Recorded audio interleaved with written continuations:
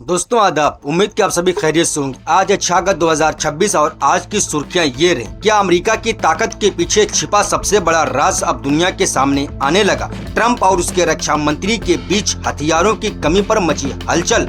Iran का ऐलान कि दुश्मनों की हर साजिश नाकाम हो गई और लेबनान में फिर गूंजती बमबारी की आवाजें। क्या पूरा मधुपुर एक नए धमाके की तरफ बढ़ रहा है? आखिर पर्दे के पीछे कौन सा ऐसा खेल चल रहा जिसकी गूंज वाशिंगटन से लेकर Tehran, Beirut, straight of Hormuz और लाल सागर तक सुनाई दे रही है। दोस्तों, आज की इस रिपोर्ट में हम इन तमाम बड़े घटनाक्रमों की तरफ जाएंगे। हर दावे, हर बयान और हर बदलते हालात का गहराई से तज्जिया करेंगे। तो वीडियो को आखिरी तक जरूर देखें, क्योंकि तस्वीर जितनी दिखाई दे रही हकीकत उससे कहीं ज्यादा बड़ी और हैरान कर देने वाली हो सकती है।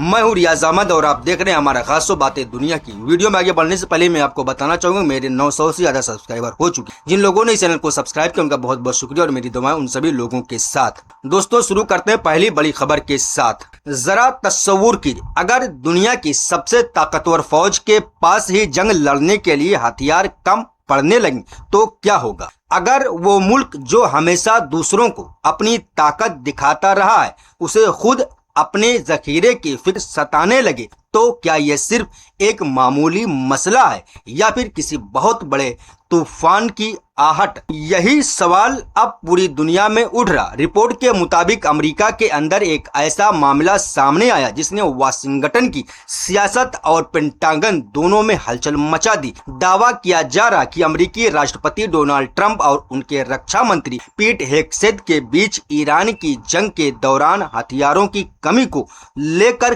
काफी तीखी बातचीत हुई है। हालांकि व्हाइट हाउस और पेंटागन ने इन तमाम खबरों को सिरे से खारिज कर दिया। उनका कहना है कि ऐसी किसी बहस या टकराव की बात बिल्कुल सही नहीं है। लेकिन सवाल ये है कि अगर सब कुछ ठीक है तो फिर हथियारों के लिए अरबों डॉलर के नए बजट की जरूरत क्यों पड़ रही है? दी वाशिंगटन पोस्ट की एक रिपोर्ट के मुताबिक दावा किया गया कि पिछले शुक्रवार यानी जुमा को कैंप डेविड में एक अहम बैठक हुई थी। इस बैठक में अमेरिका की सुरक्षा और ईरान की जंग से जुड़े मसलों पर गौर किया जा रहा था। रिपोर्ट के मुताबिक इसी दौरान ट्रंप ने रक्षा मंत्री पीट हेगसेथ को सख्त लहजे में पूछा कि आखिर उन्हें पहले क्यों नहीं बताया गया कि अमेरिकी फौज के पास कुछ अहम मिसाइलों और एयर डिफेंस सिस्टम का जखीरा तेजी से कम होता जा रहा है। बताया जा रहा है कि ट्रंप को पहले ये यकीन दिलाया गया था कि हथियारों की सप्लाई और जखीरों का मसला काबू में है, लेकिन बाद में उन्हें मालूम हुआ कि हालात उम्मीद से कहीं ज्यादा मुश्किल हैं। इसी बात पर नाराजगी सामने आई। अब सवाल उठता है कि आखिर ऐसे कौन से हथियार हैं जिनकी इतनी चर्चा हो रही? दोस्तों, रिपोर्ट के मुताबिक अमेरिका ने ईरान के साथ जंग के शुरुआती दिनों में ही बड़े पैमाने पर अपने सबसे अहम हथियार इस्तेमाल कर डाले। दावा है कि सैकड़ों टॉमहाक क्रूज मिसाइलें दागी गईं। ये वही मिसाइलें जो बहुत लंबी दूरी तक बेहद सटीक निशाना लगाने की सलाहियत रखती हैं। इसके अलावा 1000 से ज्यादा थॉर्ड और पैट्रियट इंटरसेप्टर इस्तेमाल किए गए। आसान अल्फाज में समझें तो ये ऐसे एयर डिफेंस सिस्टम है जिनका काम दुश्मन की मिसाइल को हवा में ही तबाह करना होता है। यानी अगर दुश्मन कोई बैलिस्टिक मिसाइल दागे तो थॉर्ड और पैट्रियट उस अपने निशाने पर लेकर आसमान में ही रोकने की कोशिश करते हैं। इसके अलावा रिपोर्ट में दावा किया गया कि 1300 से ज्यादा ऐसी मिसाइलों का इस्तेमाल किया गया जो जमीन से दागी जाती हैं और दूर बैठे दुश्मन के ठिकानों को निशाना बना सकती हैं। सबसे चौंकाने वाली बात ये कही गई कि जमीन से जमीन पर हमला करने वाली मिसाइल का जखीरा लगभग खत्म हो चुका है।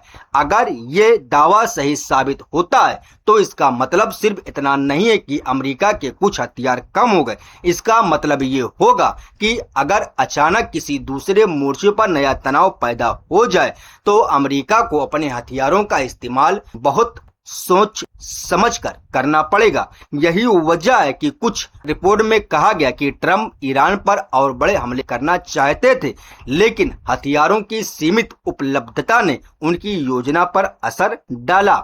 हालांकि दोस्तों, एक बात समझ लेना बहुत जरूरी है इन बातों की आधिकारिक तौर पर तस्दीक नहीं हुई। ये दावे मीडिया रिपोर्टों के हवाले से सामने आए हैं, जबकि अमेरिकी सरकार इन्हें लगातार गलत बता रही है। रिपोर्ट में एक और दिलचस्प दावा किया गया। कहा गया कि जब ट्रंप ने हथियारों की कमी पर सवाल उठाया तो रक्षा मंत्री पीट हेग्सेथ ने इसकी जिम्मेदारी अपने डिप्टी स्टीफन फिनबर्ग पर डाल दी। उनका कहना था कि उन्हें पूरी और सही मालूमात नहीं दी गई, इसीलिए राष्ट्रपति तक भी सही तस्वीर नहीं पहुंच सकी। अगर ऐसा हुआ होगा तो इसका मतलब ये है कि अमेरिका के सबसे अहम सुरक्षा महकमे के अंदर ही मालूमात के लेन देन पर सवाल उठ रहे हैं। लेकिन दूसरी तरफ व्हाइट हाउस का कहना बिल्कुल अलग है। व्हाइट हाउस की प्रेस सेक्रेटरी कैरोलिन लेविट ने साफ अल्फाज में कहा है कि वह खुद कैंप डेविड की उस बैठक में मौजूद थी। उनके मुताबिक वहां किसी तरह की बहस, नाराजगी या टकराव नहीं हुआ। पेंटागन के प्रवक्ता शॉन पॉलेन ने भी इन खबरों को फर्जी और बेबुनियाद करार दिया।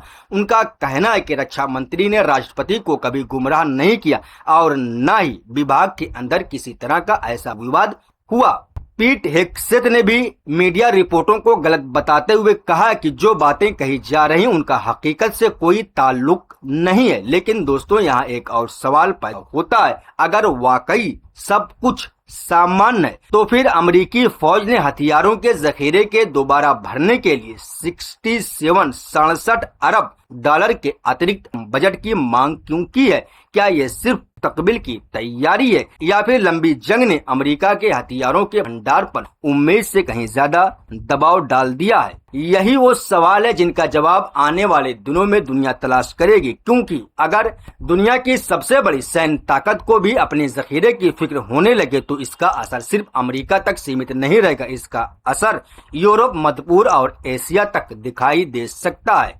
अब सबसे बड़ा सवाल ये है कि क्या ईरान की जंग ने अमेरिका की सैन्य ताकत को पहले से ज्यादा थका दिया? क्या हथियारों की कमी की यह खबर महज अफवाह है या फिर इसके पीछे कोई ऐसी हकीकत छिपी है जिसे दुनिया से छुपाने की कोशिश की जा रही है? इन सवालों का जवाब अभी आना बाकी है, लेकिन इतना तय है कि इस पूरे मामले ने अमेरिका की सैन्य तैयारी और उसकी जंगी सलाहियत पर नई बहस छेड़ दी है। दोस्तों, वहीं दूसरी तरफ ईरान के सदर मसूद पेजिशकियान ने ऐसा बयान दिया जिसने पूरे मिडिल ईस्ट की सियासत में नई गर्मी पैदा कर दी। दोस्तों, जब एक तरफ अमेरिका के अंदर हथियारों की कमी को लेकर सवाल उठ रहे हैं तो दूसरी तरफ तेहरान से ऐसा बयान आया है जिसने पूरी दुनिया का ध्यान अपनी तरफ खींचा है। सवाल ये है, क्या ईरान पहले से ज्यादा मजबूत हो चुका है? क्या महीनों तक चली जंग, आर्थिक पाबंदियां और लगातार सैन्य दबाव के बावजूद ईरान टूटने के बजाय